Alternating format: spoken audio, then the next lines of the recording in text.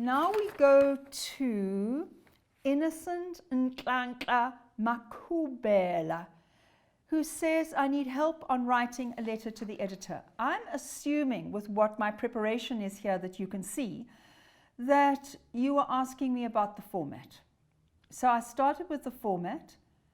This is the person's own address, street, suburb, code, date. Then I like a whole line open here. The editor, you always write to the editor, then the name of the publication, then the PO box, then the city or the suburb, then the code. Line open. In a letter to the press, Sir / Madam. Line open. Then your subject line.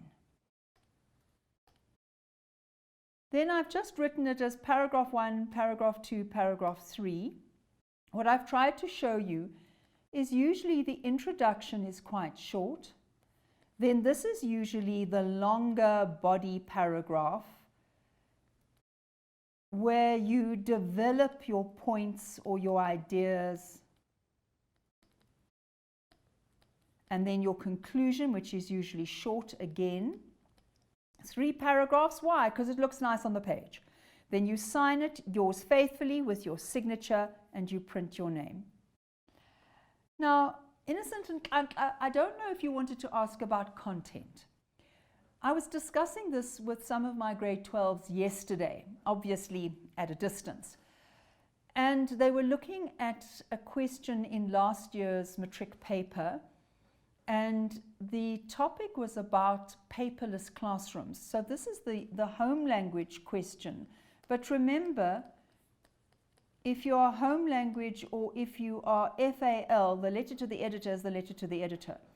And what my students were saying yesterday is that the ideas that come immediately to their minds were boring and obvious and predictable. Do you understand predictable? I could tell what they were going to write. And they said that the difficulty with writing the letter to the editor is to be interesting and different. And that really is the challenge. So if you were asking me about the content, you've got to imagine that the conversation about whatever it is you're being asked to write about is already going on. So you mustn't start your letter to the editor as if you were the first person to be talking about this. You are writing in the context of intelligent, well-informed, knowledgeable people who are talking about whatever it is, like the paperless classroom. And you are bringing something new and fresh and original and different to that debate. That's what you need to remember. So if you write about the paperless classroom and just say things like, we must be part of the 21st century, we must go to paperless classrooms, we must have smart boards and not chalkboards, they are so old school, we must communicate with parents electronically, we mustn't send messages home on pieces of paper with the children. We all know that. What is different? And eventually what my students said is that the only way that they could make it different and interesting was to tap into their own experience. And I would say absolutely yes. So don't tell me about the imaginary paperless classroom in some imaginary country. Think about your own classroom. Could you go paperless overnight? What would be the problems for your school? And one of my students said, but what even about the teachers? The student said some of the teachers would really need training. They're like, they're part of the past. Absolutely.